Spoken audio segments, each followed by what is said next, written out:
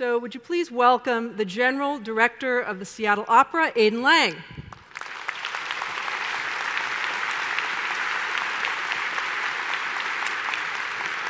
Thank you for joining us. Great to be here, Deborah. Great to be here. All right, before we start talking about opera, I just want to establish a little bit about you. You are an Englishman. I am. You come by way of New Zealand, where you were with the New Zealand Opera. What else do you want us to know about you? Well, actually, for 35 years, I've been a stage director as well. So I came into the artistic planning route parallel to running a career as a practitioner. You know, some people do go it straight from an administrative point of view, but I've been on stage, I've done everything, I've lit, we've done all back projection and everything. So this is, as you say, this is my home, but I'm used to sitting out in the middle directing shows as well. All right, so you're a jack of all trades. Indeed. Now, you have succeeded Speight Jenkins, who really was something of an institution in this town. He directed the opera for more than 30 years. How daunting a prospect is that for you? Well, it was, fantastic to come here following such a well-known figure, not only in Seattle, but internationally as well. I suppose I view it that I've worked in many countries around the world, whereas Speight devoted his time here to Seattle. But what we did, we had a very long transition period of 6 months, during which time Speight and I both got to know each other and really have wonderful regard for each other. So we view it as a relay race. Yeah, sure, we come at opera from probably a different starting point, but we both believe passionately about the end result, which is an intense theatrical musical experience. So the theme of this session of the day is through a new lens, and so that's a great way to start with you, because you're now coming in to re-envision this institution that's been around for a while. What's the Aidan Lang era going to look like? Well, during the course of my career, I realized how what we do is all about the audience. Now, that's easy to say. We all say, yeah, the audience are why we do it. But I understood that the purpose of any arts performance is fundamentally to offer an insight into humanity, which potentially can transform people through that process. And what I realize is that if you go right back to the origins of opera, it was modeled on Greek theater. And what the Greeks understood, those huge theaters seating 60,000 people, where the entire city would turn up to watch those plays, what they understood was that if you want to make social change, or maybe to enforce the status quo of your society, the best way to do it is through an emotional response through storytelling. Now, what happened in opera, I think, over the years is it became entertainment, and it became effect. It became it was marginalized from its core purpose.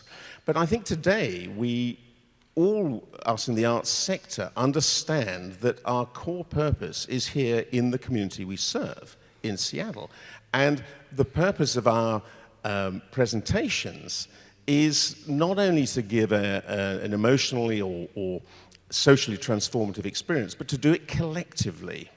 I mean, you're all sitting out there, and actually what's happening is as long as you agree with what is on screen or being told to you, you are understanding, but being in this large group, we're all in it together. As we've heard about the soup bicycle people, we understand there's an issue there which is being solved, and we agree.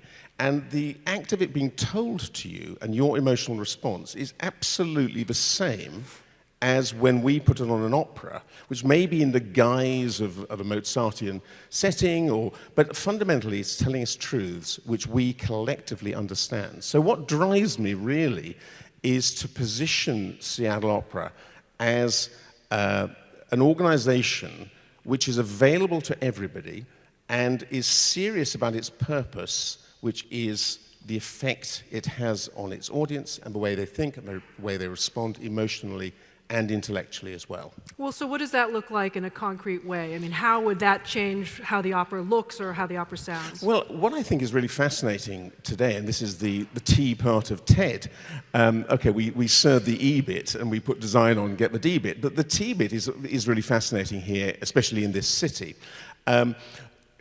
around the world, I think it's fair to say the most advanced use of technology takes place in opera rather than theatre. And that's partly because we fill this 60-foot stage, so we have to budget accordingly. And it gives us the leeway to think outside the box. Whereas if I'm putting on a play in a relatively small space, I'm just not budgeting myself in order to have the possibility to think technologically. So over the years, there have been a number of fascinating productions and hugely successful productions which have found an interaction between the humanness and using technology on the stage in an innovative fashion.